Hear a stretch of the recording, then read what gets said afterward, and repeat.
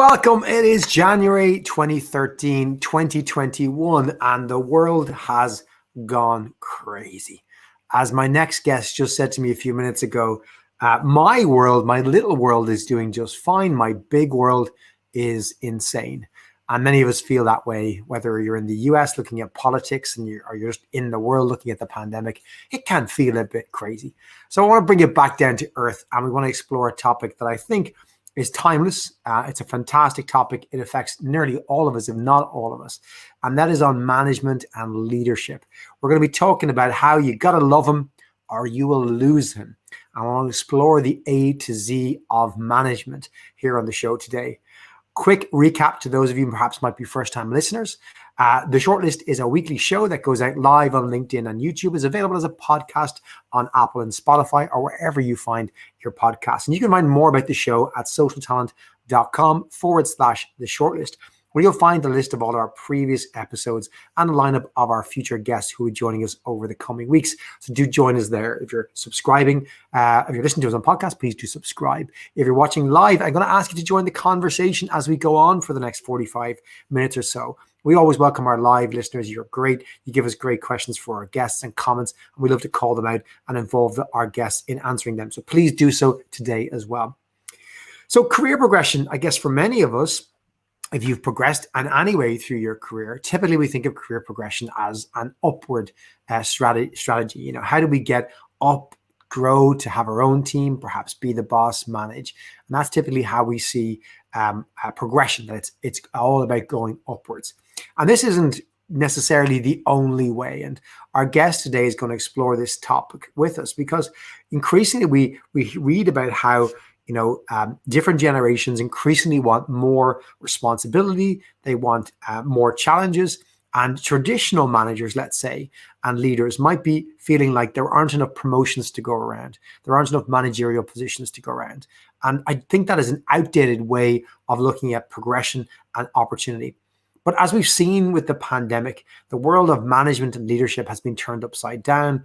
And it's really shone a light in the last 10 months on good leadership and poor leadership. And managers are having to really kind of look inside themselves and ask, what do I need to do to succeed?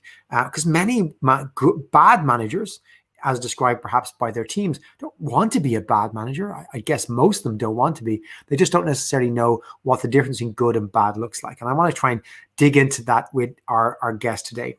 And our guest is a fantastic guest who's coming back for the second time on the show. I'm absolutely thrilled to have her. She's joining us from the West Coast of the US this morning, and it is the fabulous Dr. Bev Kaye. And Beverly has written many books on the topic. I first saw her speak a couple of years ago in Philadelphia, talking about leadership, and she blew me away with just insightful kind of call them commonsensical approaches to leadership that are timeless, I think, and we can all listen to and learn from. Bev, good morning and welcome back to Social Talent. We have new content going live with Bev Kaye tomorrow. That is Thursday, the 14th of January. For any of you with the Social Talent license, you're going to be able to explore some brand new leadership content and really get into the classes that Bev teaches. But for those of you who don't, and for those of you listening today, we're going to give you a smattering of that as Bev shares that wisdom. Good morning, Bev. How's life going for you on the West Coast of the US? How are you feeling today? Well, just turned on the television, and LA, where I am, is going COVID crazy.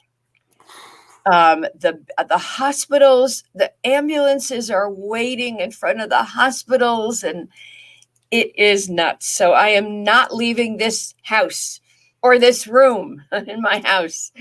I hope that's the same. I hope that's the same for all of our listeners and audience. You know, we're most of us have stay-at-home orders.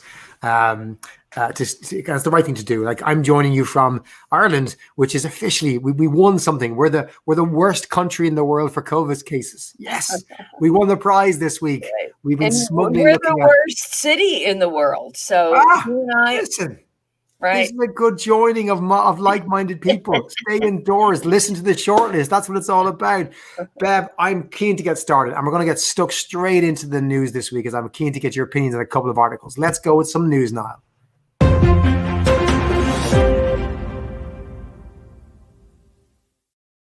So first up, I really enjoyed actually reading this one here, Bev. It's from Forbes this week, and they published a post called "Leaders versus Managers in the Pandemic Era Workplace." For those of you listening or haven't seen this, give a Google to the Forbes article "Leaders versus Managers in the Pandemic Era Workplace," and it's written by a woman called Isha White, who is a CHRO of a large union based in the US as well. I thought this was quite insightful, as it's quite a deep post, and it explores some of the. I have a personal interest in this definition and the difference in language, and a lot of people aren't as fussed about these differences. What is the difference between a leader and a manager? They're the same. To you, Bev, before we dig into the article, what is your opinion, before you even read this article, what has been your opinion, if anything, on the difference between those words, a leader and a manager? Is there a difference? I know everybody says there is. And the difference they say there is that a leader looks broadly and a manager looks at what's in front of them. And I think nowadays, every manager has to be a leader, has to lead people, has to be the example that people want to follow. And maybe a leader might look broader, but nowadays, I think even managers have no choice but to look broadly. And in the Lovin book, we argued and argued, my co-author and I, do we use the word leader or the word manager? And in Lovin, we went with manager because we wanted to talk to the person who manages directly other people. But, I personally have a problem with the separation of the words. Because of that, I think every leader manages, and I think every manager leads. So that's just the Bev Kaye way of looking at it. I love that. And you're referring obviously to your best-selling book, Love 'Em or Lose 'Em. And if you haven't already downloaded it on your Kindle or bought the book, I thoroughly recommend it. It's a great read. You can't buy it yet until another week. The new edition is coming out, Drew, in another week, a week or two. That's brilliant. But I'm sure people can reserve a copy, Bev. They can. Ways. And yes, they can. Yes. And it's interesting because I had this kind of conversation a couple of years ago with our team here when we talked about building more content for what is traditionally called hiring managers, right? And we had a great guest on last week, Joanna Fendel from Flex, who spoke about a really, again, similarly interesting topic on the difference between performance and potential. And if I was going to contrast two words as well, because we were talking about two words and what they meant and how they were different last week. This week we're starting with two words, and are they different as well? I think they're the same. Manager certainly is described in that Forbes article is more focused on performance, get the job done, meet requirements. Whereas I think what they're saying is the leader goes well above that. And I think that was the argument Joanna was making in terms of the framing of performance versus potential. Potential is someone who goes the extra mile. But it's also to take that argument, someone with potential is someone we make a manager, make a leader. And so I guess you probably want to your point, see both attributes. You need performance, but you also need to bring something else and to try and bring your team up, as the article argued, develop them more, expand their horizons and support them. One thing that I really like, Bev, and this is probably more pertinent to this year, maybe, was the piece that the article mentioned around great leaders have an awareness of the kind of the bigger macro environment of their team. They kind of have a sense of what's going on beyond the work. They want to know, how is the person coping? How are they dealing with things? What's going on in their life? They actually are the type of person who realize that sometimes it's more important to put time into non-work things, just getting together, having a chat, seeing how people are, because that in the long run helps their team deliver more. I think that was a nice kind of piece of insight I really did like from the article. What do you think? Yeah, I agree. And again, I think everybody is responsible for potential. Maybe managers even more so, maybe, that I never thought about it this way, but a manager is the face of the organization to the individual. And if I put my people in a little box, like career wise, if they can't see themselves as having a future in the organization, in my current world, but I mean in the organization as a whole, and as a manager, the thing that will kill potential is if I hoard my talent and if I keep them too close to me. I think we want talent in the organization, and not everybody will stay, but if a manager holds on too tightly, they could lose that individual for the sake of the whole organization. I think it's an excellent point. It brings us as a nice segue, perhaps, to our second article, our second news article, which comes from the Be the Business blog, and it talks about a look at the management style changes made by successful business leaders. And this article primarily focused on small business leaders. Don't get me wrong, but its main argument is that we all have a style, and great managers can adapt that style. Do you think that style and what you mentioned about holding on too much, do they correlate? Are there certain styles that lend themselves to holding on and not thinking of the interests of the employee and developing them for the greater need of the company? Is that a thing you've come across in your experience? And what is your general kind of opinion on management styles and how they can evolve? That style feels like the old command and control. Like, I'll tell you what to do, I'll tell you how to do it. And it is a micromanagement style. And I think now what all the management books, leadership books are saying is that you have to treat each individual as an individual. It can't be command and control across the board. You have to understand what makes each individual tick. And we all tick differently.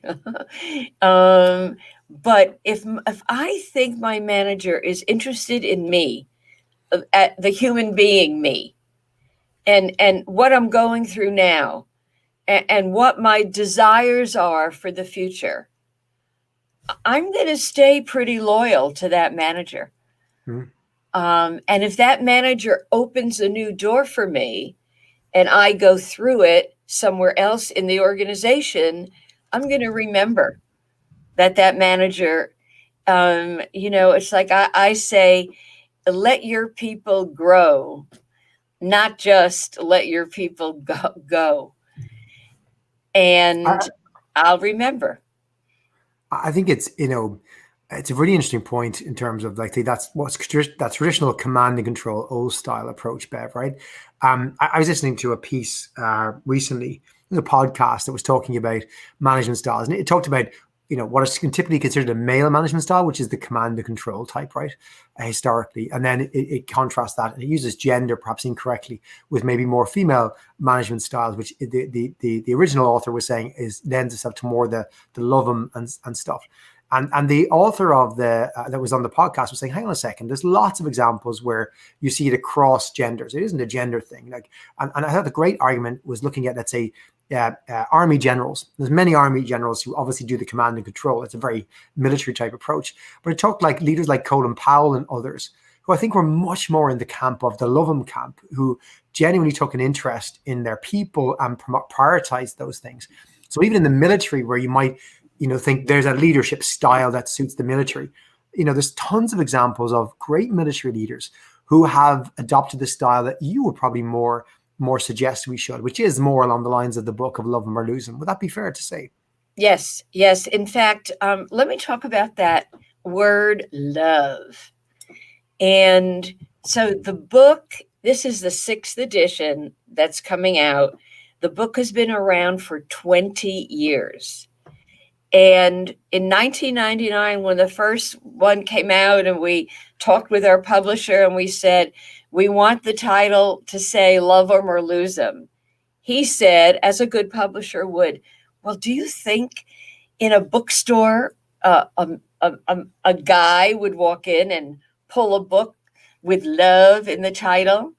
And we said, it has to be that word, because that one word encompasses any other word we could name. It encompasses be kind. It encompasses understand. It encompasses care about. It even encompasses say hello in the morning. Say, how are you doing? All of that. And we say in the book, it is about love, even if you don't use that word. Substitute any other word. But punchline, it is care about them, talk to them, listen to them, look into their eyes, even on a screen. And in a time of COVID, it's saying, how are you doing? And really meaning it and waiting for the answer. And I'm going to send you, Johnny, I don't know where you'll put it out, but 26 ways to say, how are you doing? So that to a remote employee, so any busy manager who says, well, I don't even know how to ask that. So we give you 26 different ways to say, how are you doing? Because that's what you have to do, is inquire into them as individuals. But tell me this, Bev, right? My opinion would be that leaders and managers aren't they're not afraid of asking the question. They're afraid of the answer, right? Mm-hmm. Because they're not sure what will come back, and they maybe don't have the confidence as to what to do with different answers. Like, what is your experience having talked to so many leaders and researched this topic, Bev? Like, what typically comes back, and what do you do with some of the different? If you can give me some examples of the categories of answers you might get, and then what role should a leader play in trying to help that, or do you have general guidelines on, how to deal with some of the perhaps more difficult responses you might get? Right. I'll go to another book on stay interviews. And we talk about it in Love 'Em, but we wrote a whole book about the stay interview. And the stay interview says, ask your people what you can do to keep them on your team, not at the exit interview when it's usually too late. And the big fear of managers around saying, what can I do to hang on to you because you're really important to me, is what if the person comes back and names something that I can't deliver? Then the conversation's over. Like, what if the person says a raise? Mm-hmm. That would mean so much to me, and you can't give it. I say, tell the truth. Say, I cannot deliver on that now, but I can't. I'll try, but I know right now I'm not going to be able to. So tell me what else matters, because I want to find something I can do within my control to keep you on my team. And I promise every manager globally listening to this that if you ask what else 3 times, you will get something that you can control. And if not, you can send me hate email. But it really is, I can't do that, but I want to do something. And it's probably something I don't know. You know what? But it's such simple advice. But you're so right. I think it's the fear of conflict, as people might see it, yes. and I don't know what to do. But if you think about it, and to your point, if you're just transparent, transparency is better, because the alternative is that they never tell you what they want. You can never clarify that for them, so they have an expectation that they could get a pay rise. Then they're frustrated that you aren't giving them one because you've never told them you can't. That's the alternative, I think. But I just want to stop for a couple of comments here. By the way, we've got some listeners who are joining us and just have some good comments. I want to read out for you here, Bev. So Sining Chan is saying, great managers, in her experience, advocate for their direct reports, whether that's keeping them informed about the current org priorities, providing career opportunities in or outside the org, or taking an interest in their personal lives. I think that's I a love it. really good point. I love it. I 100% absolutely. agree. I mean, another great one. They advocate behind closed doors. They don't advocate to show off. Yes. And they see all the opportunities to advocate, and there are many. I have another great one here from Vishali Singh. Vishali is saying every individual is different. Hence, understanding their personality will help to ensure how to manage work more efficiently. That's so true. So true. Right. Absolutely. And I in Love 'Em, we give 26 ways to show different ways to show how much you care. And Johnny, you said the A is for ask, and it's ask your people, what they need, what they want.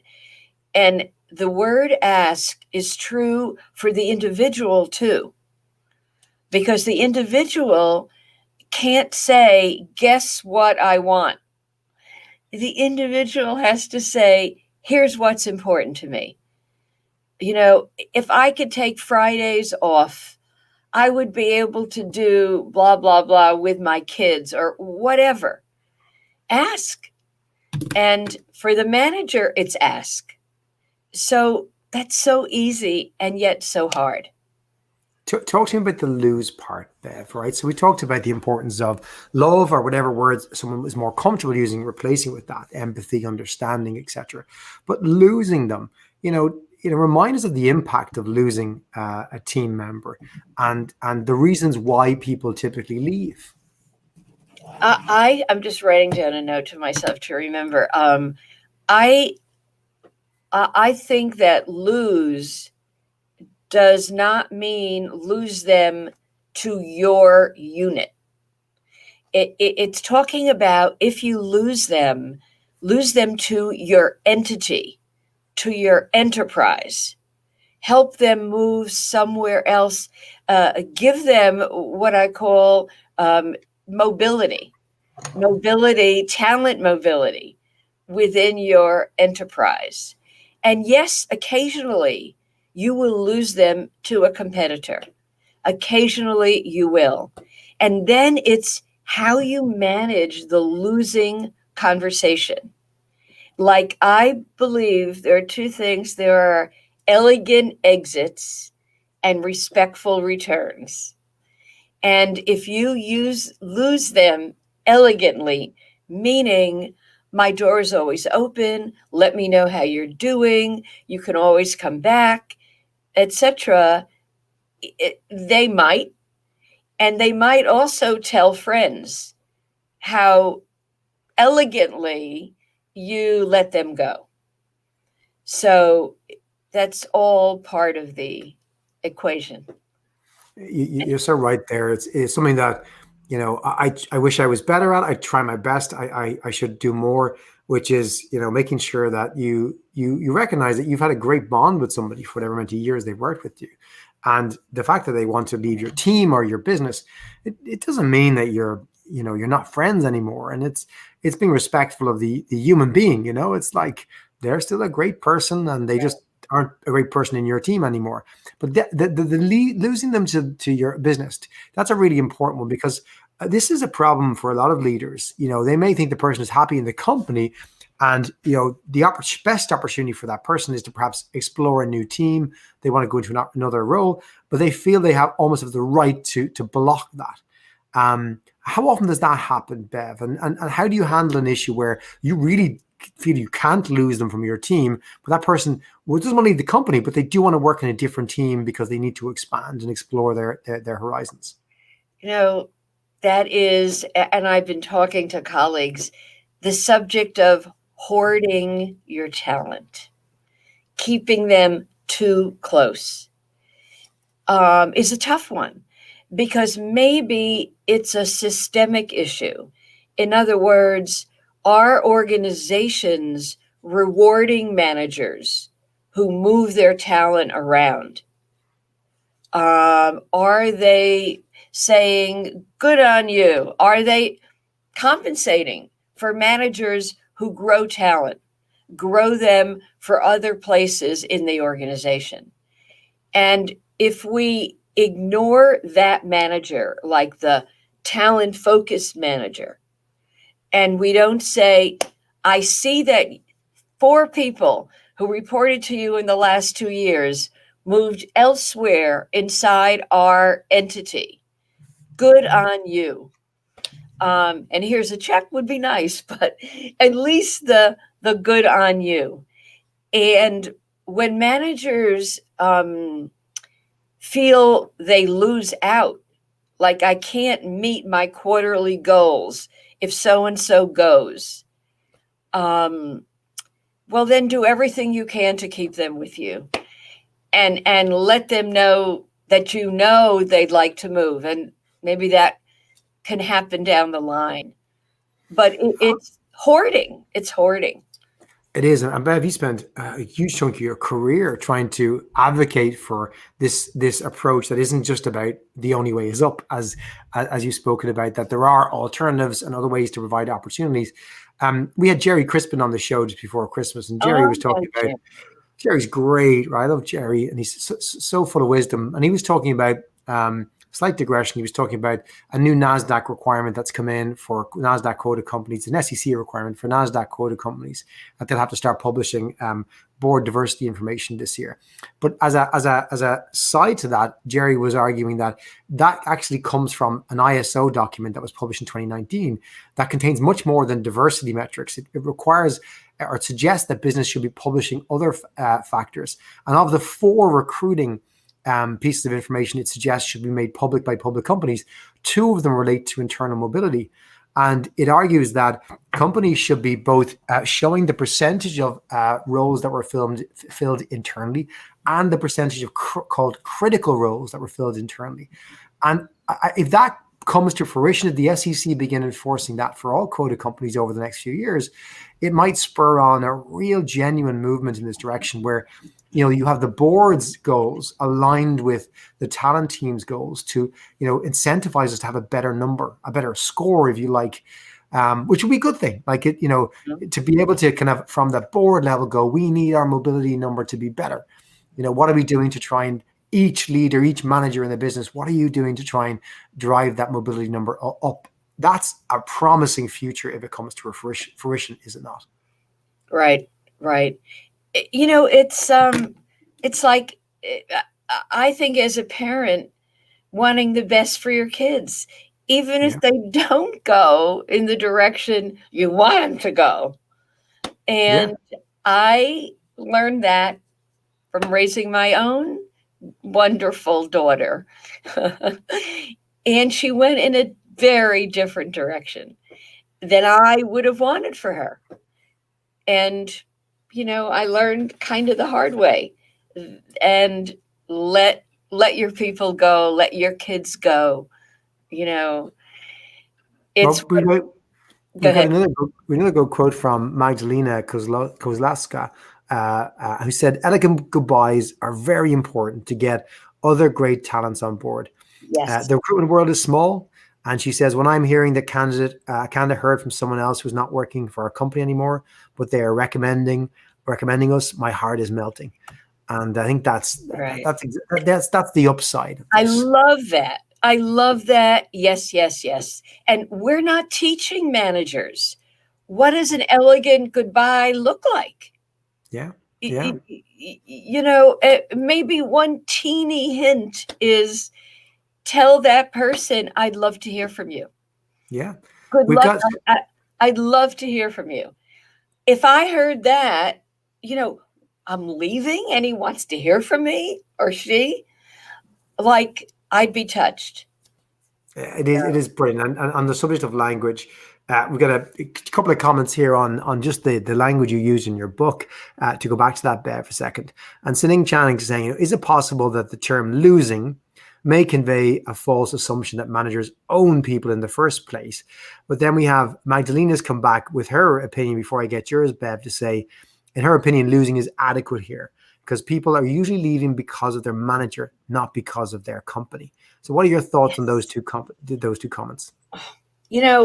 Here's how 20 years ago, when we wrote the first edition, the McKinsey had put out the big War on Talent report, and they said people don't leave organizations, they do leave managers. And all of us nodded, but no one said to the manager, here's what you do. Here's how you keep your people. So my co-author and I were determined to write a book on the how. And I'll tell you what we always laugh about, she and I, is that we did research, we did interviews, we did all of that. And we wrote what we thought was a great book. We wrote that book twice, and it bored us. So we said, how can we rewrite it so that it's an easy thing for managers? And I remember saying to her one day, I had a dream that we organized the book according to the alphabet. And we pasted the alphabet around our hotel room. And we said, okay, what could the A be? What could the B be? We had trouble with the X. We had trouble with the Z. But we were able to say the essence of ask is, B is for buck. We said the buck stops with you. Not on everything, but on more than you think.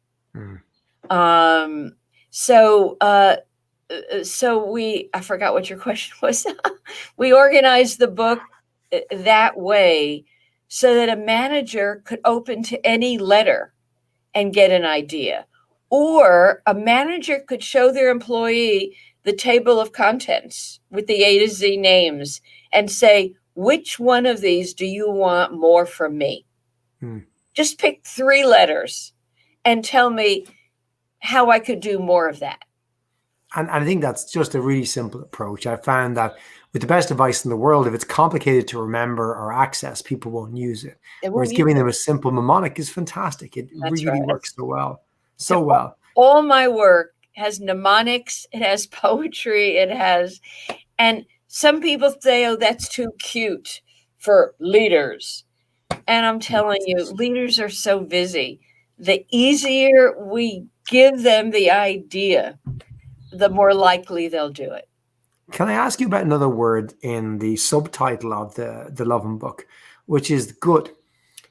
Because I think, we've been talking about making sure your people stay, but, sometimes it's not about everybody staying. It is really the good people. Talk to me about that word and how we can differentiate and what to do with perhaps the people who don't fall into that category and how do you manage those? Right. Well, let me flip it into those who do. And I would say expand what you think of as good. It's like in my consulting, often I'm invited to work with high potentials. Let's do this for the high pose. Let's do this for the top people. And I would always say, what about the massive middle? There's treasures out there that you're not looking at. So I want leaders to expand in their heads what good means. So it's really, what's the good in everybody? And maybe this employee is not in my good category because he's in the wrong job. Maybe a move somewhere else is where his good would shine. So I want managers to expand on that word in their heads. And let's get out of high pose. And, I say for all the high pose, there are 5 times as many popos. And popos are passed over and pissed off. And I'm sorry to say that on global television, but it's my best way to say there is gold in them there hills. I I love that. I've been a popo. I'm not afraid to admit that. I'm sure many of us listening live will, or not even live, will recognize that they've been a popo and they've been a hypo. And you Right. kind of go, well, how is the same person a hypo in one role or one company and Yes, a popo in another? They're the same person. you're right, right, Yeah, right. yeah. And it's the Context. context. It's that Yeah, environment. It's that yeah, context. It's the, am I doing what I have passion about? yeah. Am I doing it? Because I do it differently when I love it than when I Or hate it. Or clarity, Bev. Maybe it's just like I'm doing so many things. I don't know which one I should be doing or focusing on because my leader hasn't been so clear to me. She hasn't, back to the communication issues, hasn't communicated with me, hasn't articulated that this is her expectation, that this is what I should be focusing on. So I just don't even know if I'm good, or I'm doing so many things and getting no feedback that I Right. just feel deflated. Tell us some letters you have around engagement. What are your favorites that would, My think about favorite. engaging our employees, the popos who we Um, could turn into hypos? you know, well, one is my other love is the C in the book is for career. And that's how I started in my own work. That if I am not in a career doing work that matters to me, and you know what I want to say to the audience, we always think about a skills match. Do I have these skills for this job? And I think more than, well, skills are really important, but values are important and interests are important. Because I could be in a job that demands my skills and I'm good at it, but I am bored silly using these skills. Yeah. And now there are a lot of organizations trying to do better skill matches. And the big thing in the world of human behavior and human capital is, can we name more skills? Hmm. And are technical people recognizing the importance of the soft skills? Hmm. And so that's a major movement. But I think it's, am I interested? And then do I value what I'm doing? And I think if those are missing, a great skill match maybe isn't enough. Yeah. It's a great comment here from Sining Chang. I like this. Reminds her of that TV show Undercover Boss, where senior execs are surprised to discover high potential workers in lower level positions. Yes. Um, Yeah, you know, the Yes. diamonds in the rough. I guess isn't this the job of a leader to spot this talent? The job of as a leader isn't just to your point, you got to expand your definition of good. It isn't just to have a list of hypos and work on them. Your job is to spot them, to find Right. them. And that doesn't that come from the conversations, going back to that starting point, having empathy. Doesn't it start with the how are you? Isn't Right. that how you try and get to the bottom of engagement and figuring out why they're not engaged and trying to get them back in and get the best out of them? Right. And it goes back to A is for ask. Ask Yeah, them. yeah. How are you doing? And um, do you, like I ask people, when the alarm goes off, um, do you want to press the snooze button, or do you want to say, I got so much I want to do? And it will feed you health wise. The W in the book is for wellness. And that's another big movement in human capital. And if I'm in work that I love, I'll tell you I'll be healthier. Yeah. I'll wake up in the morning happier. And so I put those things in the same box. I spoke this morning to a good friend of mine who's been in her job 6.5 years. And she works in a very fast paced, tech oriented business. And she said this Christmas, this holiday season, the whole business seemed to take 3 weeks off. They just shut down. That's never happened in their business. They've got a huge amount of business in Asia. They've always just worked through. There's always somebody online messaging you. Even if you try and take the time off, it's always been busy. He said this year was the first time it ever happened. And she said nothing went wrong. Things, still worked fine. There was nothing missed by that 3 week of absence. And for everyone, the wellness, boost they got from being able to just take time off, because everyone took time off, was huge. Do you think this legacy will stay with us, Bev? This legacy of the focus of wellness we've had in the last 10 months? Oh, I hope so. But let me go back to the 3 weeks off. If that manager was following the A to Z's, the manager would ask, what did you love most about your vacation? What did you do that made you smile from ear to ear? It might be 2 minutes. Oh my gosh, he plays the violin and he had more time to, any chance you have to learn more about that employee, I think is important. 3 weeks is wonderful. If 3 weeks, case closed, back to work, ask. Anyway, I veered off your question. No, you didn't at all. I have another question though to ask you, Bev. It's opinion I'd love to get from you here. So a lot of leaders and managers that I talk to still have a lot of individual contributor responsibilities, right? There's to me, there's a spectrum. You've got a manager who's generally a manager. They don't have an individual output. They completely lead through their team, and it's through the efforts of their team. And there's managers who still have a lot of stuff that is their job. They have an individual contributor role in the team, and they manage the others. Perhaps they have a small team, or they're an early career manager. If you're in the kind of category of still having individual contributor responsibilities and managing, how much of your time should you focus? Is there even a rule of thumb of, you should still spend about this much of your time on understanding and talking to your team versus doing stuff yourself? What's the right balance, do you think? 64.